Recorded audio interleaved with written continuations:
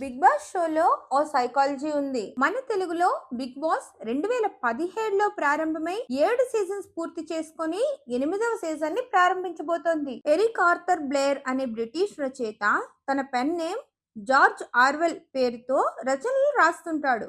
1949లో 1984 పేరుతో ఓ నవల్ రాశాడు.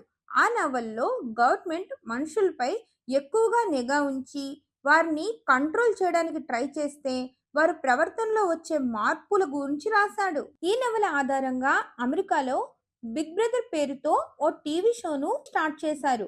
దీని ఆధారంగానే ఇండియాలో బిగ్ బాస్ స్టార్ట్ చేశారు. గెలుపు, ఓటమి, ఆకలి, నిద్రలేమి, స్ట్రెస్, అనుమానం, ఒంటరితనం వంటి ఉన్నప్పుడు మనిషి ఎలా ప్రవర్తిస్తాడో ఇందులో మనం చూడొచ్చు.